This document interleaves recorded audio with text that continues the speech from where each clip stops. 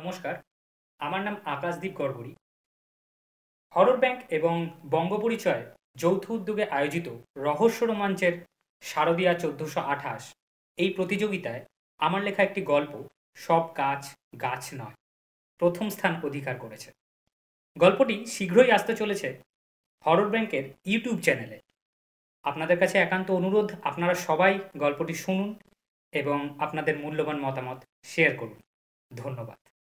নমস্কার, আমি Mukulika Das. Horror bank ও বঙ্গপরিচয় আয়োজিত রহস্য রোমাঞ্চের শারদীয়া ১৪২৮ প্রতিযোগিতায় আমার লেখা গল্প অভিশপ্ত গাছ দ্বিতীয় স্থান অধিকার করেছে। গল্পটি খুব শীঘ্রই আসতে চলেছে বঙ্গপরিচয় ইউটিউব চ্যানেলে। সবাইকে ধন্যবাদ। নমস্কার, আমি সমীর নস্কর। বঙ্গপরিচয় এবং হরর ব্যাংক আয়োজিত একটি প্রতিযোগিতা যার নাম রহস্য রোমাঞ্চ শারদীয়া ১৪২৮, সেখানে আমার দুটি গল্প স্থান পেয়েছে। এক, জীবন্ত তারা। দুই, ব্যর্থ প্রেমের গল্প। প্রথমেই সকল হরর ব্যাংক এবং বঙ্গপরিচয়ের সমস্ত সদস্যদের আমি ধন্যবাদ জানাই আমার এই গল্পগুলিকে নির্বাচন এবং যথাসম্ভব স্থান দেওয়ার জন্য। আর এই দুটি গল্প খুব শীঘ্রই অডিও রূপে আসতে চলেছে বঙ্গপরিচয় ইউটিউব চ্যানেল থেকে। তো প্রত্যেকেই বলবো, প্লিজ গল্পগুলি শুনবেন এবং আপনাদের মতামত নিচের কমেন্ট বক্সে লিখে জানাবেন। মনে রাখবেন, আপনাদের এক একটি কমপ্লিমেন্ট আমাদের হাত আরও শক্ত করে তোলে। ধন্যবাদ। হরর ব্যাংকের এই অন্ধকার জগতে আপনাদের সকলকে স্বাগত। আজ আপনারা শুনবেন বিভূতিভূষণ বন্দ্যোপাধ্যায়ের কাহিনী অবলম্বনে সেদিনের পড়ন্ত বিকেলে। বিভূতিভূষণ বন্দ্যোপাধ্যায় বাংলা সাহিত্যের ইতিহাসে এক প্রবাদ প্রতিম ব্যক্তিত্ব। ১৮৯৪ সালের ১২ই সেপ্টেম্বর ২৪ পরগনার মুরাতিপুর গ্রামে তিনি জন্মগ্রহণ করেন। তার মৃত্যু হয় ১৯৫০ সালের ১ নভেম্বর ঝাড়খণ্ডের ঘাটশিলায়। তার শৈশবকাল কেটেছিল বর্তমান পশ্চিমবঙ্গের বসিরহাট সংলগ্ন এলাকায়। বনগাঁ উচ্চ বিদ্যালয়ে পড়াশোনা শেষ করে তিনি সুরেন্দ্রনাথ কলেজ থেকে স্নাতক ডিগ্রি অর্জন করেন। কলকাতা বিশ্ববিদ্যালয়ে স্নাতকোত্তর এবং পরবর্তী সময়ে ল বিভাগে ভর্তি হলেও তা সম্পূর্ণ করেননি। অতঃপর হুগলির জঙ্গিপাড়ায় অবস্থিত এক বিদ্যালয়ে তিনি শিক্ষক হিসেবে নিযুক্ত হন। ১৯২১ সালে প্রকাশিত হয় তার প্রথম ছোট গল্প উপেক্ষিতা। তবে জনমহলে তিনি চূড়ান্ত খ্যাতি অর্জন করেন ১৯২৮ থেকে ১৯২৯ নাগাদ। কারণ এই সময় প্রকাশিত হয় তার লেখা বাংলা সাহিত্যের অন্যতম জনপ্রিয় উপন্যাস পথের পাঁচালী। এই উপন্যাসের সিকুয়েল অপরাজিত তারই সৃষ্টি। সত্যজিৎ রায়ের জগৎবিখ্যাত অপু ট্রায়োলজিও এই দুই উপন্যাসের ওপর ভিত্তি করেই বানানো। সিনেমা জগতের কথা বললে তার লেখা বহু গল্প নিয়েই চলচ্চিত্র বানানো হয়েছে, যার মধ্যে পথের পাঁচালী, অপরাজিত, আদর্শ হিন্দু হোটেল, অশনি সংকেত এবং চাঁদের পাহাড় অন্যতম। ২০১৭ মুক্তিপ্রাপ্ত সহজ পাঠের গপ্প এই চলচ্চিত্রটিও তার লেখা তালনবমী গল্প থেকেই অনুপ্রাণিত। প্রণম্য বিভূতিভূষণ বন্দ্যোপাধ্যায় ১৯৫১ সালে তার ইছামতি উপন্যাসের জন্য রবীন্দ্র পুরস্কার অর্জন করেন। তার লেখার মধ্যে তিনি সর্বদাই দারিদ্র্যকে এত সুন্দরভাবে পাঠকের সম্মুখে তুলে ধরেছেন যে লেখকের বর্ণিত দৃশ্যগুলি এক ঝলক ভাবলেও কান্না পায়। কিন্তু সেই দারিদ্র্য নিয়ে তিনি কখনোই অন্যান্য লেখক বা কবিদের মতো বিদ্রোহ ঘোষণা করেননি। এইখানেই তিনি সকলের ঊর্ধ্বে। আজকের গল্পের নাট্য রূপান্তরে কিছু জায়গায় ভাষাটিকে একটু সহজ করে নেওয়া হয়েছে। শুনতে থাকুন বিভূতিভূষণ বন্দ্যোপাধ্যায়ের কাহিনী অবলম্বনে সেদিনের পড়ন্ত বিকেলে।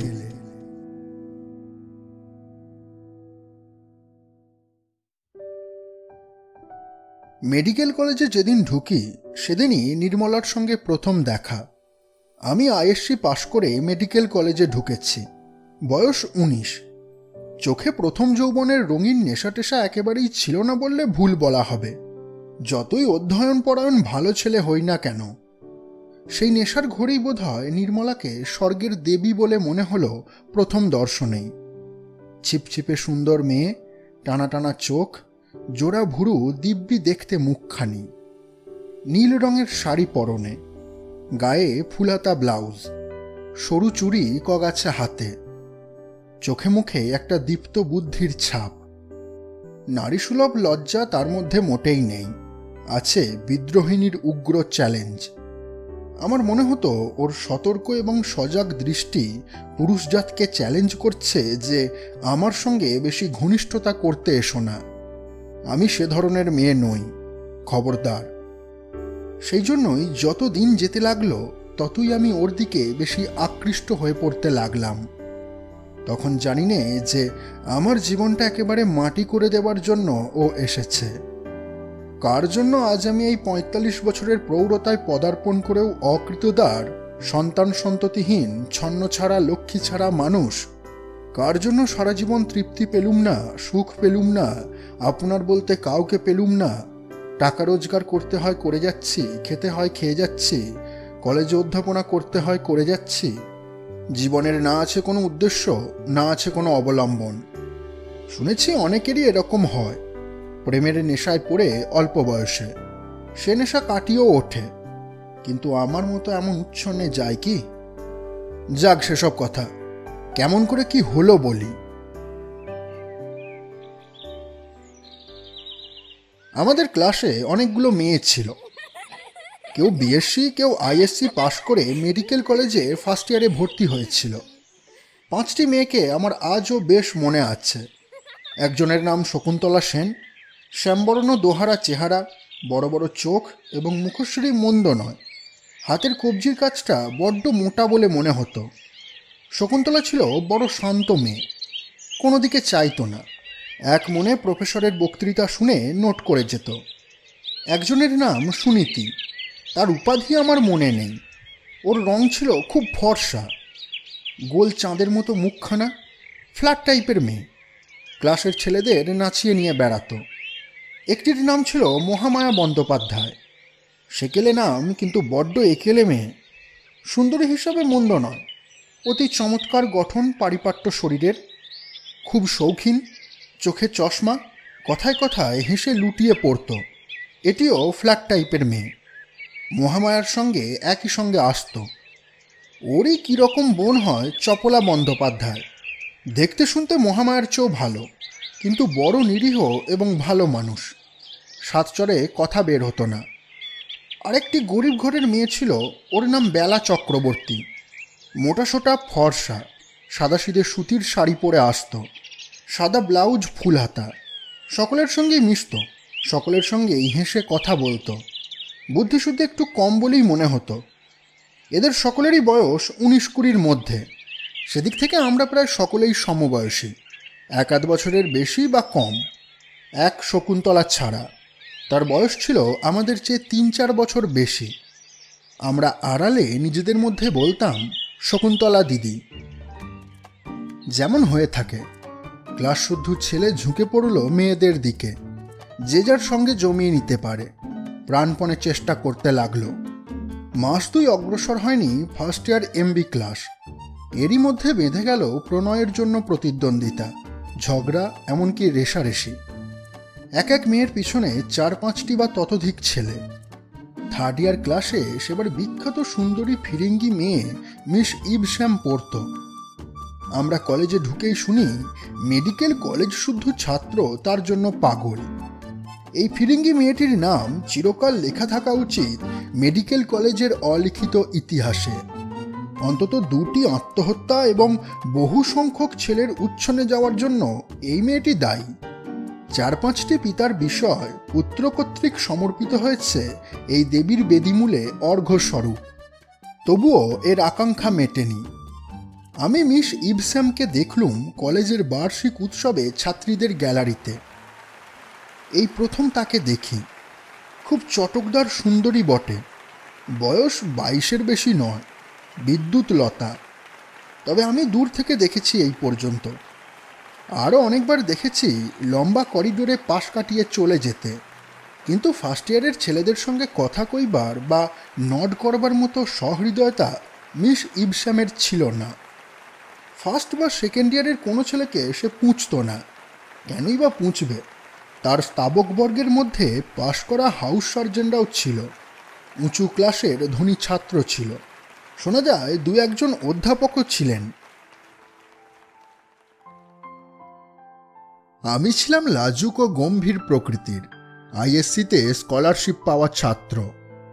লেখাপড়া ছাড়া আর কিছু বুঝতামও না।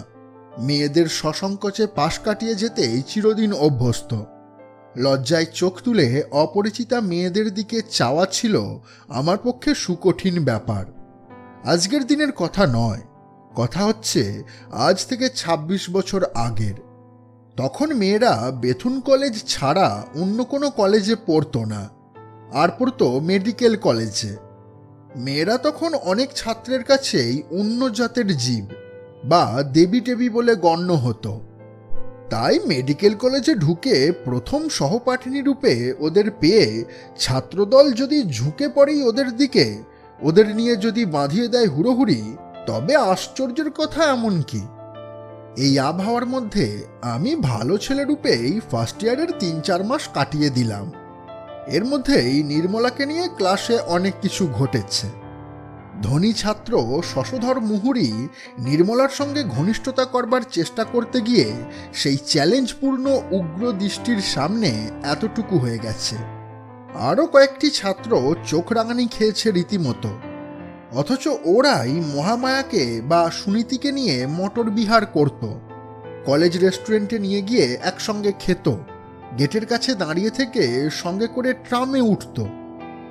এদিকে আমার কি ছিল, ক্লাসে এসে নির্মলার দিকে চেয়ে থাকতাম যখনই সুবিধে হতো।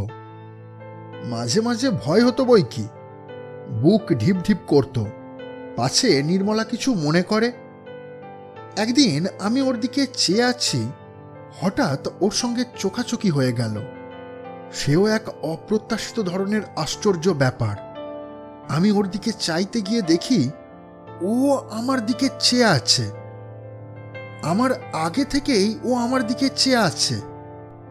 আমার সারা শরীর দিয়ে যেন বিদ্যুৎ খেলে গেল। নির্মলা আমার দিকে চেয়ে আছে কেন? আমাকে কি ওর ভালো লাগে?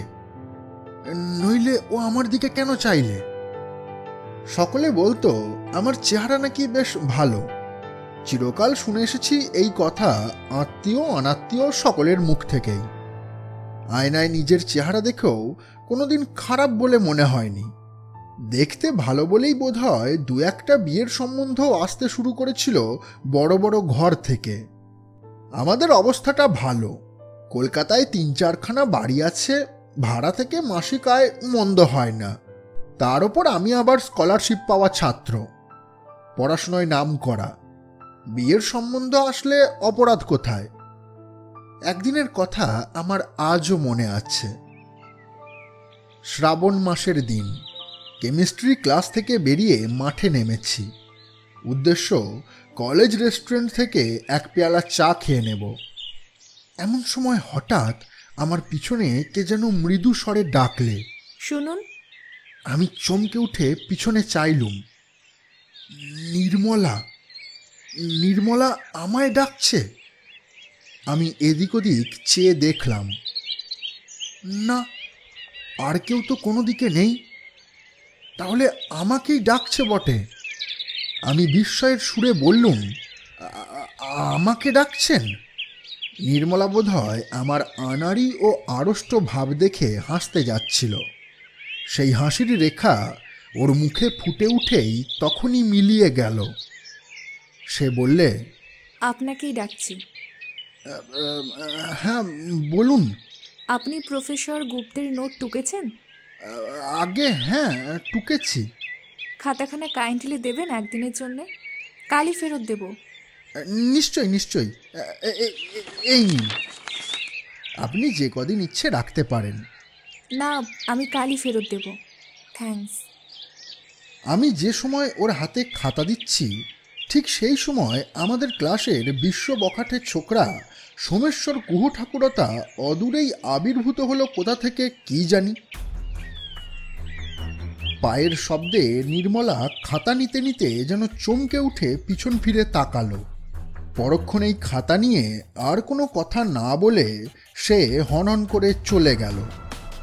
সোমেশ্বর আমার কাছে এসে দাঁত বের করে হেসে বললে, কি ব্যাপার বাবা, বাবা ডুবে ডুবে জল খাওয়া হচ্ছে।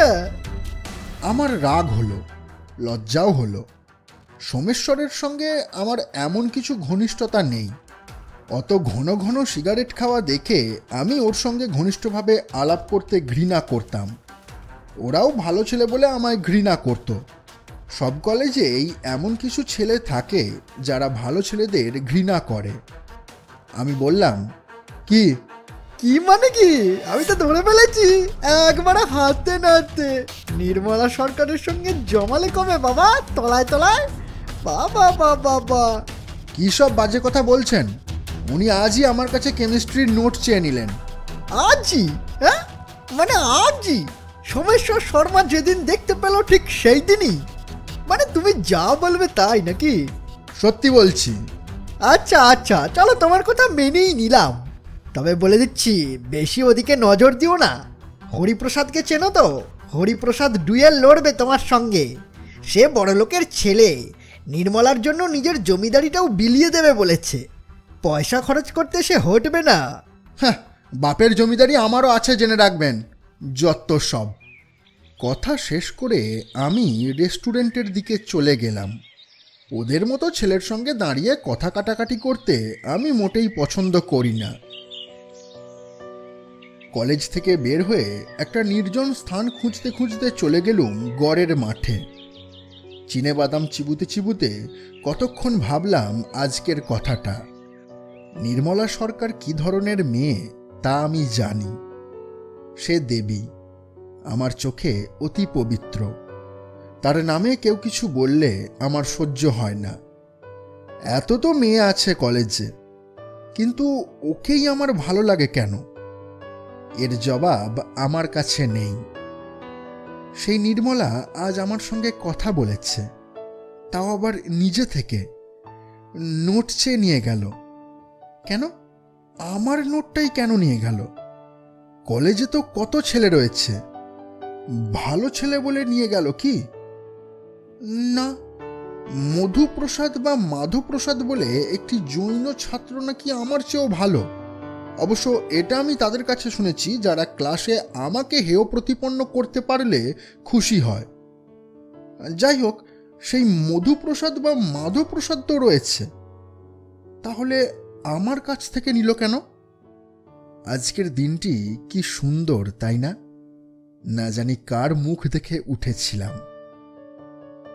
পরদিন রবিবার নেশার ঘোরে সারাদিন কেটে গেল।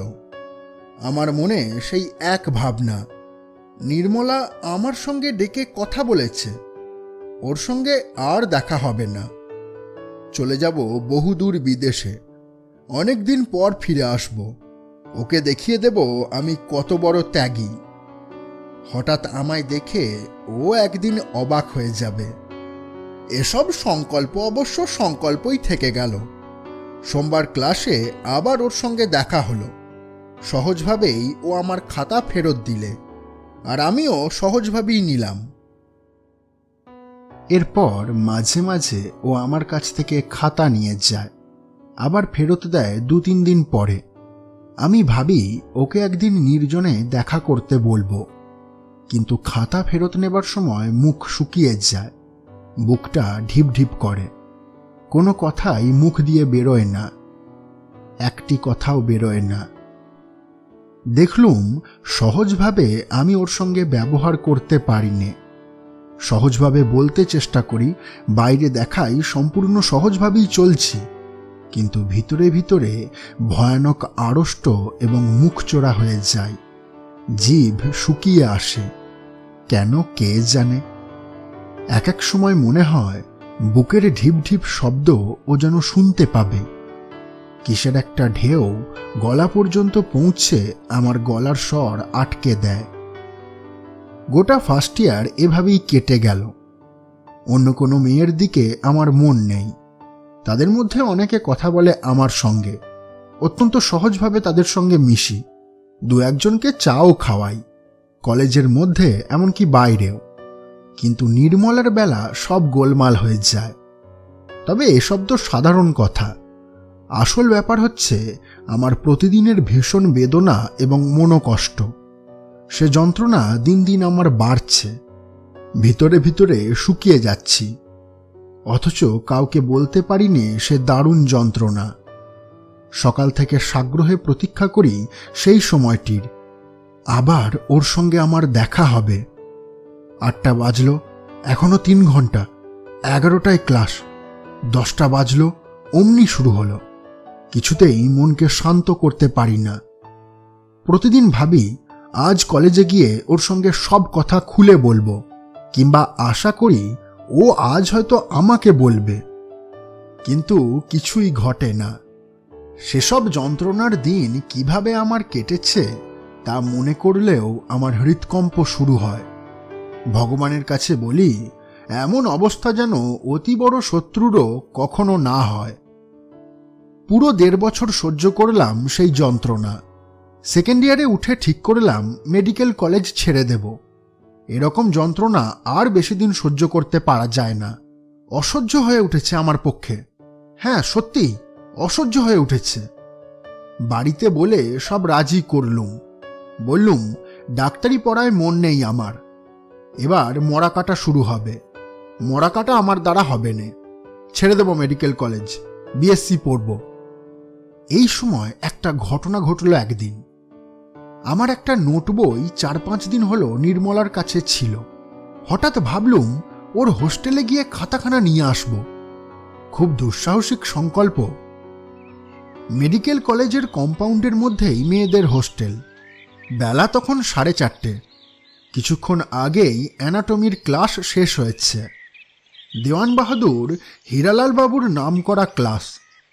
টু শব্দটি করবার জো ছিল না কোনো ছাত্র বা ছাত্রীদের। এমনকি ফিরিঙ্গি ছাত্রগুলোও চুপ করে থাকত। গার্লস হোস্টেলের দরজায় যেতেই দারোয়ান বললে, কাকে খুঁজছেন বাবু? আমি উত্তর দিলাম, মিস নির্মলা সরকার, সেকেন্ড ইয়ার। नाम तो लिख दीजिए बाबू इस स्लिप पे, मेट्रॉन के पास ले जाना पड़ेगा। দারোয়ান স্লিপ নিয়ে চলে গেল মেট্রনের কাছে। আমার বুকের মধ্যে ততক্ষণে বিরাট তোলপাড় শুরু হয়েছে। চোখ মুখ শুকিয়ে যেতে আরম্ভ করেছে। মনকে বোঝালুম, কেন, আমি তো ছেড়েই যাচ্ছি কলেজ। নির্মলার জন্য তো আসিনি, আমি এসেছি আমার নোট বই নিতে। ভাবলাম দারোয়ান যদি জিজ্ঞেস করে নির্মলার সঙ্গে আমার সম্পর্ক কি, বারে আমার নোট বই আমি চেয়ে নেব না, এতে আর কি হয়েছে। নির্মলা যদি কিছু মনে করে আমার তাতে কিছু করার নেই। একটু পরে দেখি দারোয়ান ফিরে আসছে। হঠাৎ আমার বুকের মধ্যে যেন খানিকটা গর্ত হয়ে বসে গিয়ে একটা ভ্যাকিউম তৈরি হলো। দারোয়ান কি বলবে? নির্মলা বিরক্ত হয়ে হয়তো বলে পাঠিয়েছে এখানে কেন, কাল ক্লাসে দেখা করবে। ভারী বিরক্ত হয়েছে হয়তো আমার ওপর। কিন্তু আমার নোট বই আমার দরকার থাকতে পারে না, জরুরি দরকার থাকতে পারে না। তুমি এনেছিলে কেন বাপু আমার নোট বই? বেশ তো। দেখি দারোয়ান এসে বলল, आइए बाबू विजिटर्स रूम में बैठिए। ভিজিটার্স রুমে বসতে বলে যে, তাহলে নির্মলা চটেনি? না, চটবে কেন? চটবার কি আছে এর মধ্যে? ভিজিটার্স রুমে গিয়ে বসবার একটু পরেই একখানা ফিকে নীল রঙের শাড়ি পরে স্যান্ডেল পায়ে দিয়ে নির্মলা হাসি মুখে ঘরে ঢুকল। তার পিঠে চুল খুলে এলিয়ে দেওয়া। ক্লাস থেকে ফিরে স্নান করেছে। ও ঘরে ঢুকে বলল, কি ব্যাপার, আপনি যে হঠাৎ? আমার মনের অবদমিত আবেগ যেন উত্তাল হয়ে উঠল বুকের মধ্যে। এখানে তো কেউ নেই। নির্মলা সরকার আমার সামনে, শুধু দুজন এই ঘরের মধ্যে, আর কেউ নেই, কোথাও কেউ নেই। তাহলে বলে ফেলি, এমন সুযোগ জীবনে আর আসবে না। 1.5 বছরের মধ্যে মহাপ্রতীক্ষিত সেই পরম শুভ মুহূর্তটি আজ সমাগত এই মেয়েদের হোস্টেলের নির্জন ভিজিটার্স রুমে। আমার কানে কানে কেউ যেন বলল, ছেড়ো না এ সুযোগ, যা হয় হবে, হয় এসপার নয় ওসপার। আমি ওর চোখের দিকে চাইলাম। দেখি নির্মলাও আমার চোখের দিকে চেয়ে আছে। আমার মনে হলো, অবশ্য আমার ভুলও হতে পারে, তবে আজও আমার তাই ধারণা, ওরই চোখে সেদিন আমি প্রতীক্ষার দৃষ্টি দেখেছিলাম। অতি অল্পক্ষণের জন্য হলেও এ কথা আমার মনে হয়েছিল। তারপরেই আমি ওর দিকে চেয়ে বললাম, মানে ওই নোট বইখানা নিতে এসেছি। ও, কালকে একবার ভেবেছিলুম আসবো। নির্মলা আবার যেন প্রতীক্ষা এবং আহ্বানের দৃষ্টিতে আমার দিকে চাইলে। দেবীর মতো রূপ, কি উজ্জ্বল মুখ চোখ, কি ঢেউ খেলানো কালো মেঘের মতো এক রাশ চুল, অপূর্ব রূপ ফুটেছে ওর। আমি চেয়ে চোখ নামিয়ে নিলাম। কেন চোখ নামিয়ে নিলাম? আজ আমার মনে হয় আমি ভুল করেছিলাম। মেয়েদের রূপ পুরুষের পুজোর জন্য নয়, তাকে আকৃষ্ট করবার জন্য। নির্মলা অনেক আশা করে এসেছিল সেদিন। ওর আশা আমি ভঙ্গ করেছিলাম নিজের ভীরুতার জন্য।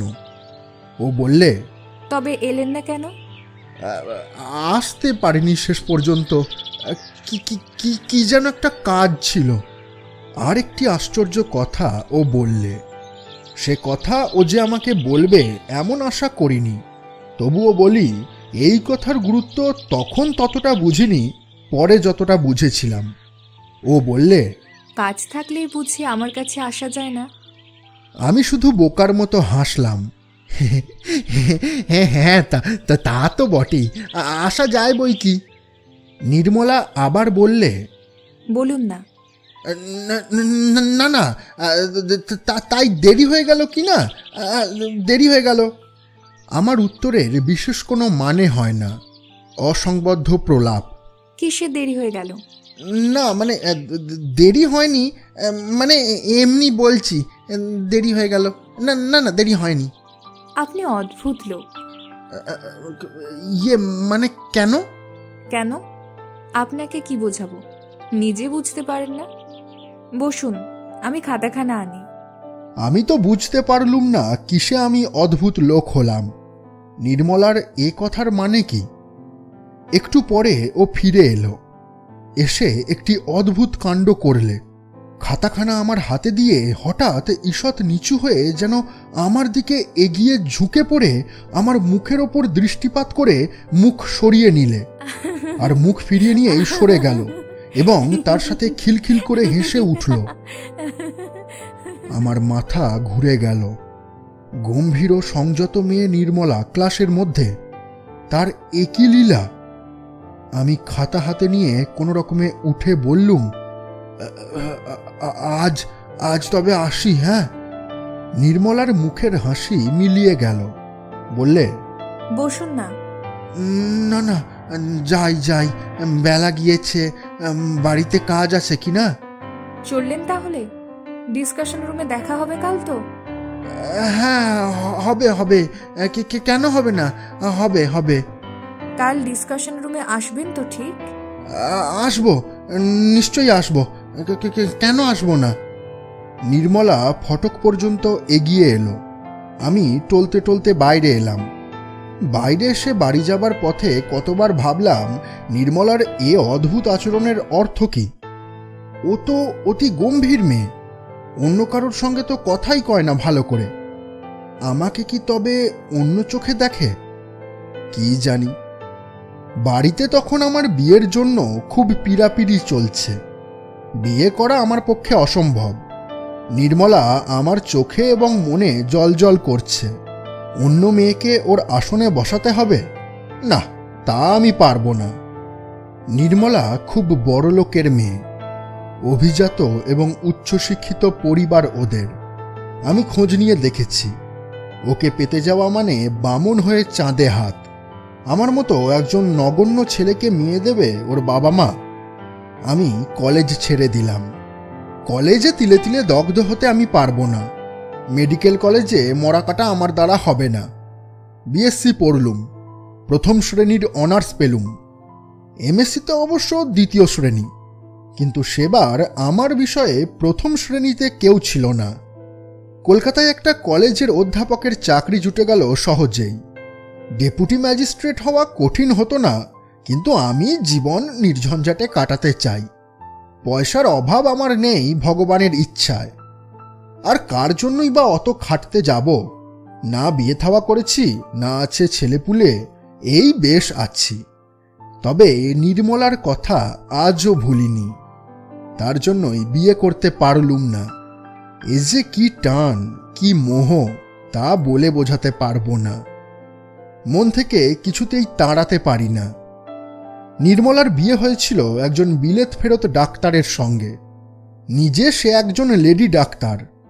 একবার তার সঙ্গে দেখা হয়েছিল কিভাবে তা বলি। লেডি ডাফরিন হাসপাতালে নির্মলা তখন কাজ করে। আমি জানতাম। রোজ কলেজ থেকে বেরিয়ে লেডি ডাফরিন হাসপাতালের কাছে এসে মুখ উঁচু করে দাঁড়াই, সম্পূর্ণ অকারণে।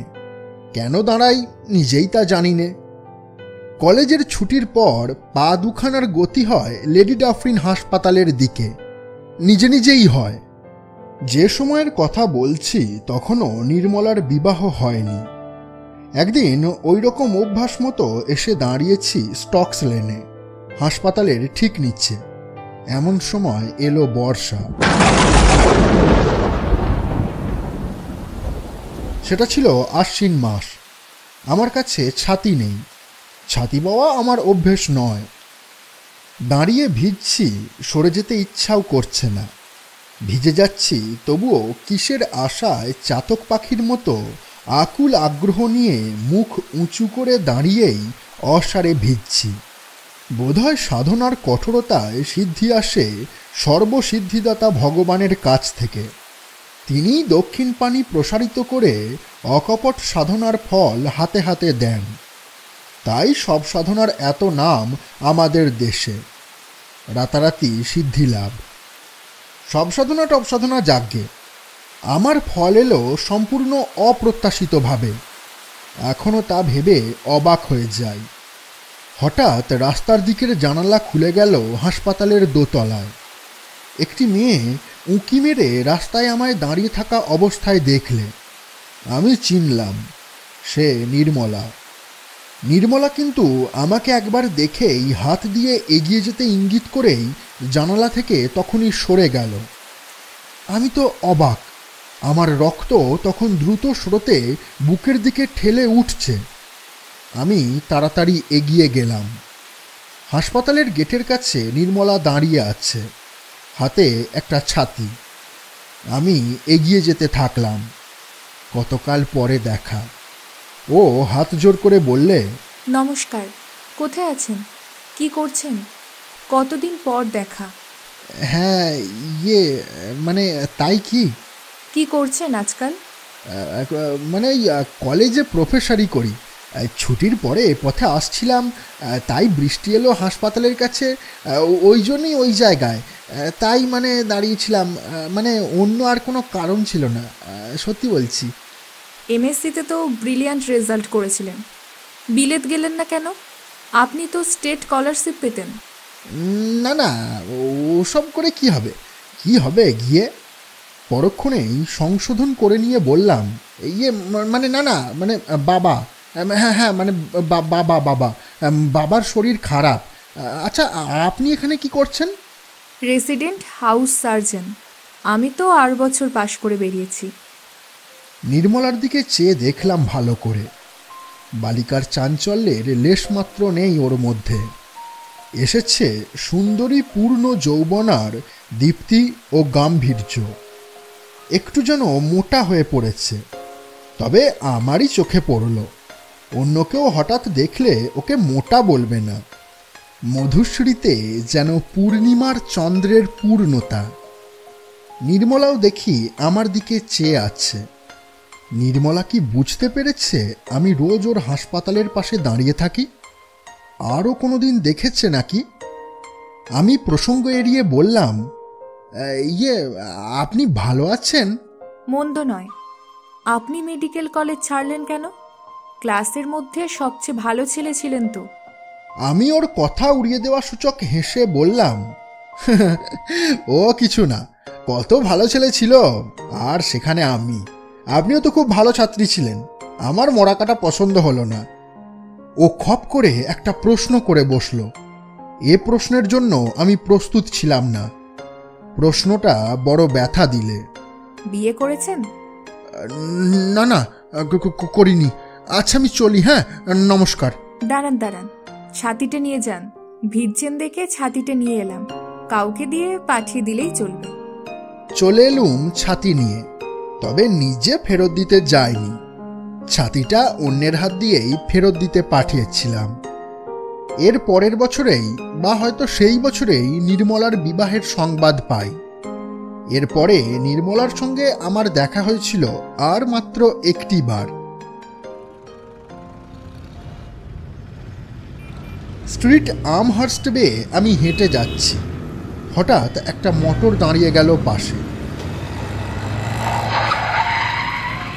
নারীকণ্ঠে কে বললে, এই যে, নমস্কার। চেয়ে দেখি নির্মলা, বেশ মোটা হয়েছে। আমার লজ্জা হলো হঠাৎ এভাবে ওর সঙ্গে দেখা হওয়াতে, কারণ আমিও মেদবৃদ্ধির পথে কম অগ্রসর হইনি। ওর চেয়ে দুজনের পাল্লাপাল্লিতে বোধহয় আমি জিতব। কোথায় যাচ্ছেন? আসুন, গাড়িতে উঠুন। ও একাই ছিল গাড়িতে। আমি কোনো রকমে উত্তর দিলাম, না না, গাড়িতে আর উঠব না, ধন্যবাদ। এই তো সামনেই যাব, ওই সুকিয়া স্ট্রিটে যাব। গাড়িতে আসুন না, নামিয়ে দেব ওখানে। সুকিয়া স্ট্রিটের কোথায় বলুন? না না, থাক থাক, থ্যাঙ্কস। ওই তো পাশের গলি, মোড়ের মাথায়। এখান থেকে আর কতটুকু। আচ্ছা নমস্কার, হ্যাঁ আমি চলি। নির্মলা আমার দিকে কেমন যেন এক প্রকার করুণা এবং সহানুভূতির দৃষ্টিতে চাইছিল। সেটাই আমার অসহ্য লাগলো, আর দাঁড়াতে পারলুম না। নিজে মোটা হয়েছি বলে লজ্জাও হলো ওর সামনে দাঁড়িয়ে থাকতে। এরপর আর ওর সঙ্গে দেখা হয়নি। সে আজ বহু বছরের কথা, তাও মোটামুটি 17-18 বছর। দিন যত যায় ততই নির্মলার কথা ভুলতে বসি। ক্রমে নির্মলার ছবিও মন থেকে মুছে গেছে। এমন সময় সেদিন এক ঘটনা ঘটল। আমাদের কলেজে বিএসসি প্র্যাকটিক্যাল পরীক্ষা হচ্ছে। অন্য কলেজের কয়েকটি মেয়ে পরীক্ষা দিচ্ছে। মেয়েদের পরীক্ষা আমি তত্ত্বাবধান করছি এবং পাহারা দিচ্ছি সেই রুমে। একটি মেয়েকে দেখেই আমার মনটা ছ্যাঁত করে উঠল। আমি অবাক হয়ে ওর মুখের দিকে চেয়ে রইলুম। এর মুখ আমার সুপরিচিত। মনে হলো অনেক দিন আগে একে আমি চিনতাম। ওর মুখের দিকে একভাবে চেয়ে ভাবছি, একে কোথায় দেখেছিলাম? প্রথম যৌবনের কোনো দিনে কি? হঠাৎ আমার চমক ভাঙল। কি মনে করবে ও? আমি প্রৌঢ় অধ্যাপক, ওরা অন্য কলেজের মেয়ে, আমাকে চেনে না, না জানি কি ভাববে। মেয়েটির ব্যাপার দেখে বুঝলুম সে ফাঁপড়ে পড়েছে। তার সামনে দুটি প্রশ্ন আছে উদ্ভিদ বিজ্ঞানের, একটি হিস্টোলজির, অপরটি মরফোলজির। মেয়েটি একটি লতার অংশ সরু করে কেটেছে, কিন্তু কিছুতেই সেটাকে রাঙাতে পারছে না। 3বার 4বার 5বার ধরে চেষ্টা করলে ওর হাত কাঁপছে, চোখে জল টলমল করছে। আমি দেখলুম মেয়েটি এ কাজ কখনো মন দিয়ে করেনি, বোধহয় সিনেমা দেখে বেরিয়েছে। ক্লাসে ফাঁকি দিয়ে এসে এখন নিজেই ফাঁকে পড়ে গেছে। কাছে গিয়ে বললুম, কি হচ্ছে খুকি? মেয়েটি কাঁদো কাঁদো সুরে বললে, সেকশনটা স্টেন নিচ্ছে না, জড়িয়ে জড়িয়ে যাচ্ছে। আমি হেসে বললাম, তুমি কোন কলেজের স্টুডেন্ট? আগে স্কটিশ চার্চ। সেকশন কাটতে শেখনি তো? অত মোটা করে কেউ সেকশন কাটে? তাছাড়া দেখছো না এ লতায় লাল হরহরে আঠা রয়েছে, ওটা অ্যালকোহলে ধুয়ে না নিলে কখনো স্টেন নেয়? ওটা অ্যালকোহলে ওয়াশ করে নাও। মেয়েটি আমার কথায় অ্যালকোহলে ধুতে গেল, কিন্তু মা লক্ষ্মী দেখলুম সত্যি সত্যি সিনেমা দেখে কাটিয়েছে, লেখাপড়া কিচ্ছু করেনি। বললাম, ও কি হচ্ছে? তুমি অ্যালকোহলে ধুতে জানো না? গ্রেডে তোলো, নইলে সেকশনটা গুলিয়ে যাবে যে। আগে 20, তারপরে 50, তারপরে 70, তারপরে 90, তারপরে অ্যাবসলিউট অ্যালকোহলে তোলো। মেয়েটি অবাক হয়ে জিজ্ঞেস করলে, কেন লাইজল দিয়ে ধুয়ে ফেলবো না? পাগল নাকি? লাইজল দিয়ে এখন ধোবে কেন? অ্যাবসলিউট অ্যালকোহলে আগে তোলো। দেখলাম তখনও ওর হাত কাঁপছে। বুঝলাম ও কখনো এ কাজ করেনি। গ্রেডে তোলা কাকে বলে তাই ভালো করে শেখেনি হাতে কলমে করতে। আমার মায়া হলো। বললুম, ছেড়ে দাও খুকি, তোমার দ্বারা হবে না। তুমি মরফোলজির কোশ্চেনটা ট্রাই করো, আমি দেখছি। আমি ল্যাবরেটরির হেড অ্যাসিস্ট্যান্ট নরেনকে ডাকলুম। নরেন আমারই ছাত্র, প্র্যাকটিক্যাল খুব ভালো করে। তাকে বললুম, নরেন, এই সেকশনটা, হ্যাঁ এইটা এই সেকশনটা মাউন্ট করে নিয়ে এসে দাও তো। নরেন আমার মুখের দিকে চেয়ে দেখে সেকশনটা হাতে নিয়ে চলে গেল। হয়তো ভাবলে প্রৌঢ় অধ্যাপকের এ দুর্বলতা কেন, নিশ্চয় সুন্দরী মেয়ে দেখে। সুন্দরী মেয়ে দেখে তাকে পরীক্ষায় বেআইনি সাহায্য করছেন। কিন্তু নরেন আমার মুখের ওপর কিছু বলল না। একটু পরে সে বেশ চমৎকারভাবে নিপুণ হস্তে সেকশনটা স্লাইডের ওপর বসিয়ে দিয়ে আমার হাতে এনে দিলে। আমি সেটা নিয়ে মেয়েটির কাছে গিয়ে বললাম, খুকি, এই নাও। তার প্রশ্নের উত্তর বেআইনিভাবে পেয়ে মেয়েটি কৃতজ্ঞতামূলক হাসলে। মনে হলো অনেক দিন আগে এ হাসি আমি দেখেছি। এ হাসি আমার কুয়াশাচ্ছন্ন জীবন দিনের প্রথম অরুণ রাগের হাসি। বিস্মৃত অরুণ রাগের সে শুভ ক্ষণটি আজও ভুলেছি কি? মৃদু কৌতূহলের সুরে প্রশ্ন করলুম, শোনো, তোমার নাম তো নীলিমা বসু লেখা রয়েছে, তা তোমাদের বাড়ি কোথায়? আগে লোয়ার সার্কুলার রোডে। ডাক্তার বিভাস বসুকে চেনেন? Doctor B Basu? মানে ওই বিখ্যাত চোখের ডাক্তার? হ্যাঁ, তিনি আমার বাবা। আমার মাথা ঘুরে গেল। ডাক্তার বিভাস বসু নির্মলার স্বামী? মেয়েটি হেসে বললে, আসবেন আমাদের বাড়ি, মা বড় খুশি হবেন।